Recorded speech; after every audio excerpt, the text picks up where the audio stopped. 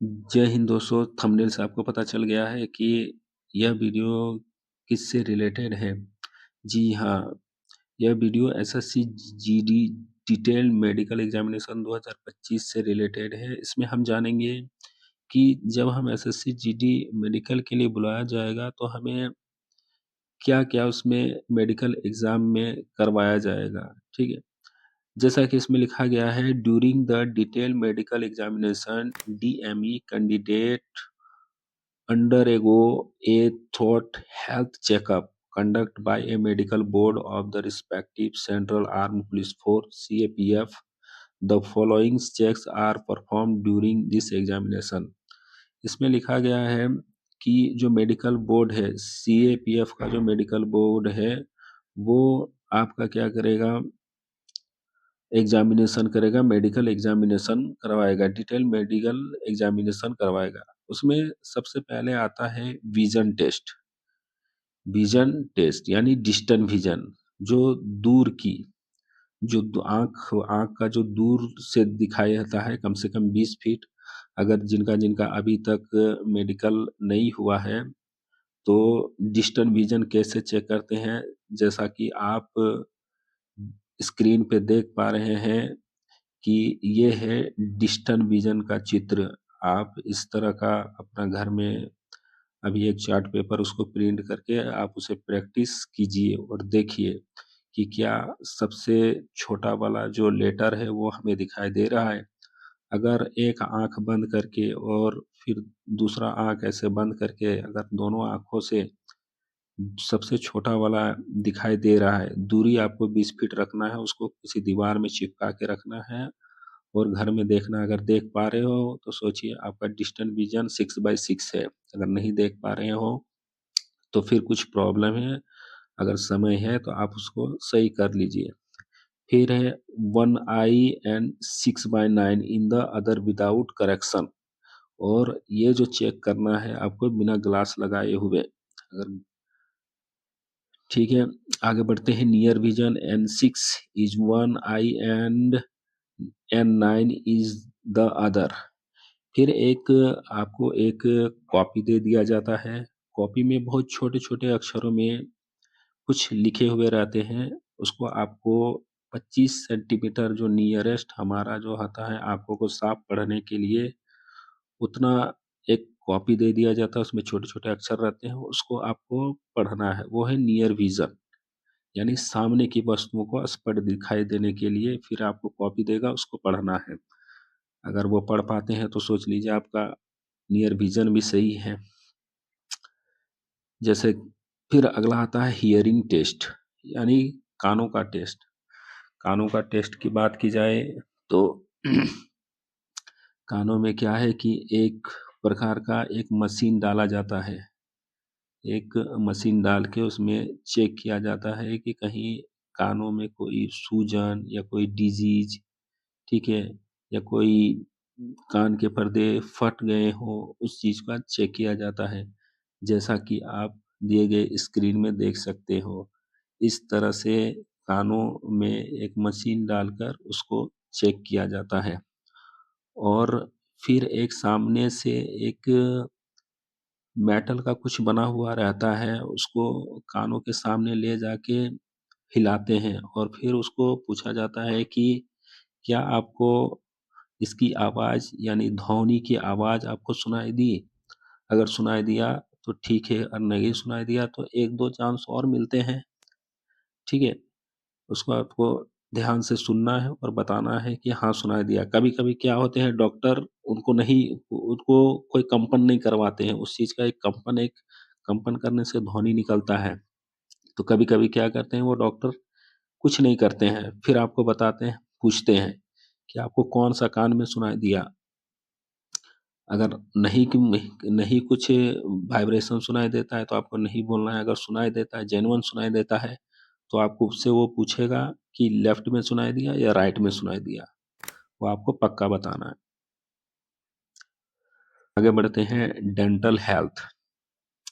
Dental health में है a minimum of 14 dental point is required and healthy gum and the proper set the teeth are essential.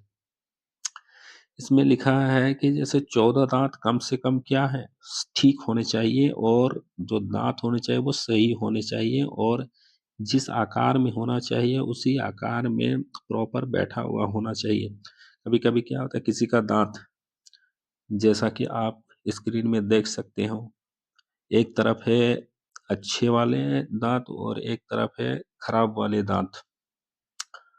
तो जो अच्छे वाले दाँत हैं उनके लिए तो कोई दिक्कत नहीं है और जो खराब वाले हैं उनके लिए थोड़ा प्रॉब्लम हो सकता है। तो अगर किसी का भी मेडिकल नहीं हुआ है तो अपना दाँत को सही करवा लें और मेरी से रिक्वेस्ट है कि आप दाँत को एक बार वॉश करवा लें तो बेहतर होगा। आगे बढ़ते हैं फिजिकल मेज़रमेंट। फिजिकल मेज़रमेंट में हाइट, चेस्ट, वेट चेक किया जाएगा, ठीक है? एक बार मेडिकल में भी हाइट, चेस्ट और वेट मापा जाता है। कभी-कभी किसी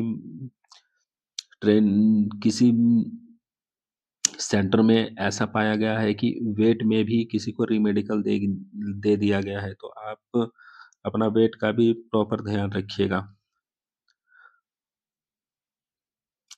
आगे बात करते हैं ओवरऑल हेल्थ चेक। मेन है हेल्थ चेक ये। एग्ज़ामिनेशन ऑफ हार्ट, आपकी हार्ट रेट लिया जाएगा, आपका lungs, abdomen, liver and spleen, ये सभी जाँच के लिए आपको क्या करेगा, फिर यूरिन टेस्ट भी किया जाएगा, हार्निया, हाइड्रोकोलिक, तो ये सभी टेस्ट आपके हॉस्पिटल में होंगे। इसके लिए आपको एक बस दिया जाएगा और आपके सामने वाले जो नज़दीकी हॉस्पिटल होंगे वहाँ पे आपको ले जाएगा और वहाँ पे आपका चेकअप किया जाएगा। फिर वो चेकअप का रिपोर्ट आने के बाद अगर उसमें कोई प्रॉब्लम नहीं है तो फिर हाइड्रोसील, हाइड्रोसील आप जानते ही हैं हाइड्रोसील क्या होता है, ठीक है? अंडकोश का बड़ा हो जाना, फूल जाना, ये सब जो हाइड्रोसील में आते हैं। तो जो मेडिकल ऑफिसर रहते हैं वो उनको क्या करते हैं, थोड़ा दबाते हैं, उसको थोड़ा दबा के हाथ लगा के फिर उसको चेक करते हैं। पाइल्स, पाइल्स जैसा कि आप स्क्रीन में देख सकते हैं, ये है पाइल्स।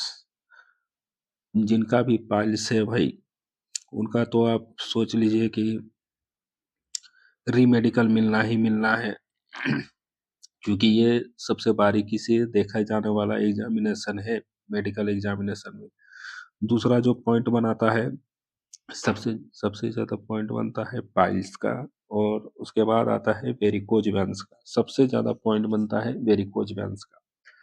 वेरिकोज वेन्स का पता करने के लिए मेडिकल ऑफिसर सबसे पहले ये देख लीजिए जो आपकी स्क्रीन पे दिख रहा है, इसे कहा जाता है वेरिकोज वेन्स। आप ध्यान से देख लीजिए, ये है वेरिकोज वेन्स, यानी पैरों में नसें जो हमें दिखाई देती हैं, उभरी हुई नसें रहती हैं, उसको हम कहते हैं वेरिकोज वेन्स। जो वहाँ के मेडिकल ऑफिसर रहते हैं वो क्या करते हैं, वो आपको 1 मिनट तक पंजे के बल में क्या करवा उछलने के लिए बोलता है।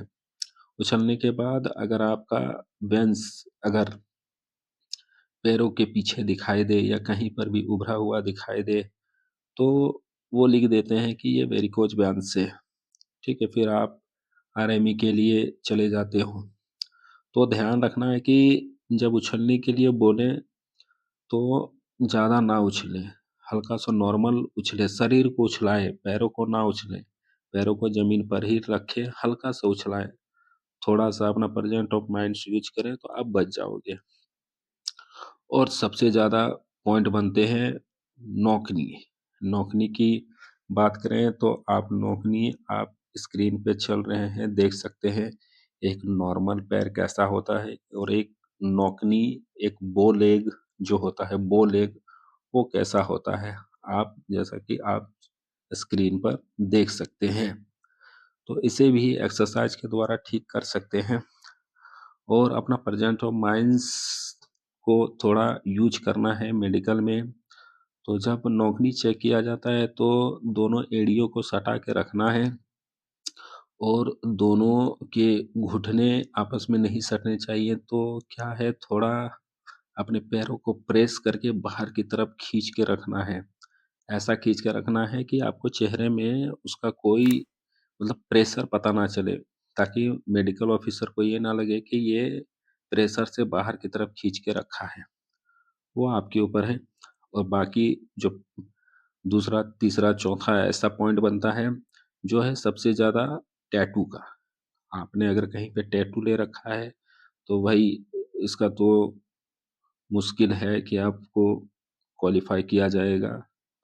तो जिसका भी टैटू थोड़ा है, तो थोड़ा बहुत मेडिकल ऑफिसर के ऊपर है, वो छोड़ सकता है। बाकी टैटू अगर ज़्यादा है तो फिर आपको तो डिस्क्वालीफाई कर दिया जाएगा। फिर आता है ब्लड एंड यूरिन टेस्ट। आपका ब्लड यूरिन टेस्ट करवा जाएगा। तो जब आप जाते हो, तो जितना ज़्यादा से ज़्यादा हो सके आप पानी पिए। और यूरिन टेस्ट जब करने जाते हैं, तो पहला जो पेशाब निकलता है उसको आप जो बॉटल है उसमें ना डालें, टेस्ट के लिए बीच वाला डालें, वो सबसे बेहतर होता है। फिर आता है अदर एग्जामिनेशन। कोई जॉइंट, बोन या मसल किसी का टूटा हुआ है, किसी का टेढ़ा है, तो फिर उसमें भी प्रॉब्लम आ जाता है, फिर उसमें भी वो आरएमई दे देते हैं। तो ज़्यादा पॉइंट बनते हैं। अगर टोटल वाइज बात किया जाए, तो ज़्यादा पॉइंट बनते हैं आपका नोकनी, पाइल्स का बनते हैं, टैटू का बनते हैं, ठीक है? हाइड्रोसिल का भी बन जाते हैं कभी-कभी, और वेरिकोज वेन्स का भी बन जाते हैं। तो सब का आपको अपने हिसाब से आपको सही कर लेना है, और थोड़ा अपना मेडिकल में ज़्यादा घबराना नहीं है, बाकी सब सही हो जाते हैं, ठीक है? अगर किसी का कोई प्रॉब्लम नहीं है, तो फिर उनका कोई दिक्कत नहीं है। बाकी जो मेडिकल एग्ज़ाम जो करवाया जाता है, यूरिन ब्लड, इसके लिए कोई दिक्कत नहीं है। ये नॉर्मल चीज़ें हैं, ऊपर-नीचे होती रहती है, तो इसके लिए कोई दिक्कत नहीं है। और फिर लास्ट में बात करें तो कलर ब्लाइंडनेस। कलर ब्राइटनेस, जैसा कि आप स्क्रीन पे देख पा रहे हैं, कुछ इमेज है, अगर आप उसको पढ़ पा रहे हैं, तो समझ लीजिए कि आपका कलर ब्राइटनेस बहुत अच्छा है। कलर ब्लाइंडनेस में ज़्यादा घबराना नहीं है, जो आपको चित्र दिखाई दे वो बताना है, और जो ना दिखाई दे वो आपको नहीं बताना है। तो पक्का ये इंश्योर करना है कि कलर ब्लाइंडनेस आपका अच्छा से हो जाए। और हो जाता है, जिसका कलर ब्लाइंडनेस नहीं होता है, वो उसका अच्छा से कलर ब्लाइंडनेस पूरा हो जाता है।